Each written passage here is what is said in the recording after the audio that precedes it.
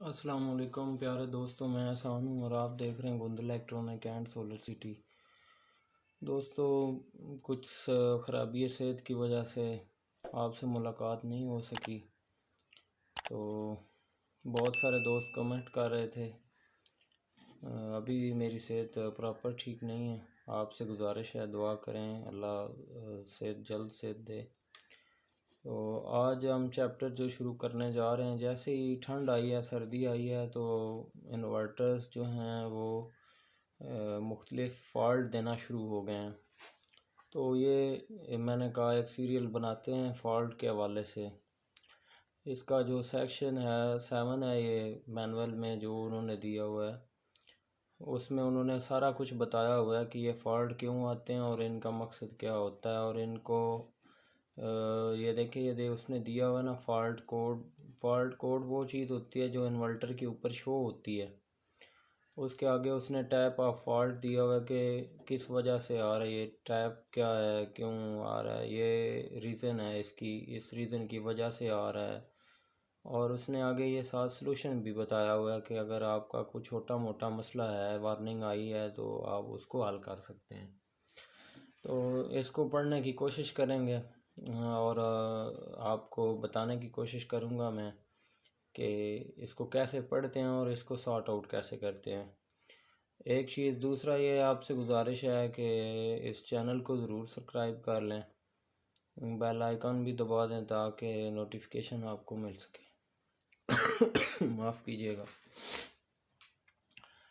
अच्छा जी, पहला फॉल्ट उसने जो बताया ना, वो ये मैनुअल में बताया गया है OUT1।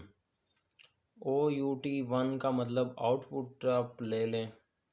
ये उसने IGBT फेस, जो हमारा इन्वर्टर है उसके अंदर जो IGBT होता है उसका जो पहला फेज़ है जिसको हम U बोलते हैं। मिसाल के तौर पे जहाँ मोटर की हम कनेक्शन करते हैं वहाँ पे आपको नज़र आ जाएगा UVW, ये 3 फेज़ होते हैं।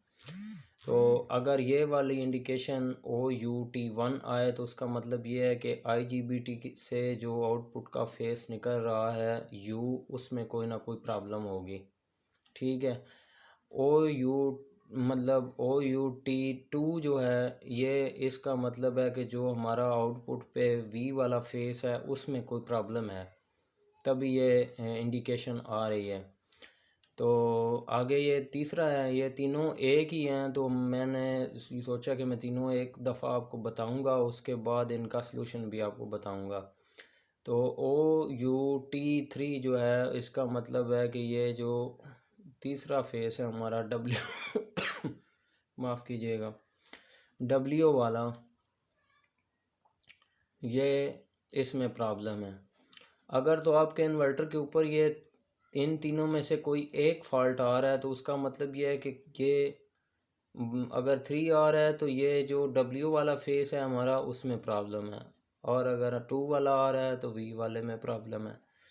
और अगर 1 आ रहा है तो उसका मतलब है U वाले में प्रॉब्लम है। ठीक है जी, ये उसने इंडिकेट किया इसको।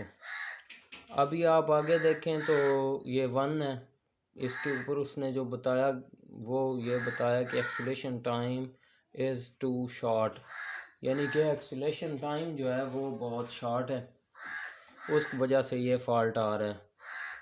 हो सकता है ये उसी वजह से आ रहा हो। एक्सीलेशन टाइम आपको पता है कि अगर आपने टाइमिंग रखी हो कि हमारी मोटर जल्दी रन कर जाए तो उस वजह से वो फ़ॉल्ट आ जाता है।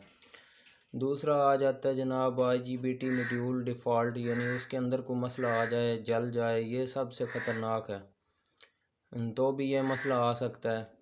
ठीक है जनाब, ये सारी चीज़ें जो हैं, इन सारी चीज़ों को उसने रीज़निंग के तौर पे दिया है कि इस वजह से आपका ये जो फ़ॉल्ट है आ सकता है। दूसरा ये भी हो सकता है अगर आपकी मोटर क्रॉस हो अंदर से, उस वजह से प्रॉब्लम आ सकता है, ये वाला लोड ज़्यादा ले रही हो तभी ये मसला आ सकता है, यानी कि वो उसने ये इसकी रीज़निंग बताई। अच्छा जी, इसका सलूशन क्या है? इसका सलूशन ये है कि पहले तो जो एक्सीलेशन टाइम है उसको आप चेक कर लें। अगर एक्सीलेशन टाइम ठीक है, उसका मसला नहीं आ रहा, तो उसके बाद आपने अपनी स्पीरिट सप्लाई जो है वो चेक करनी है।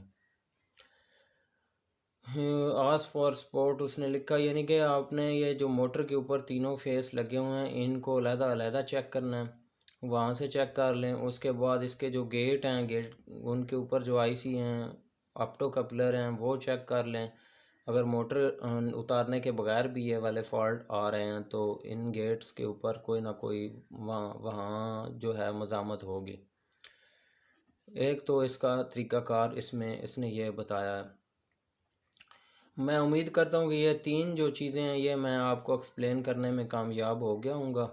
अगर आपको वीडियो अच्छी लगी तो इसे लाइक ज़रूर करें, शेयर करें। अभी तक के लिए इतना ही। आगे इंशाल्लाह अब हम कल करेंगे OC1 में क्या है वो मैं आपसे शेयर करूँगा। शुक्रिया।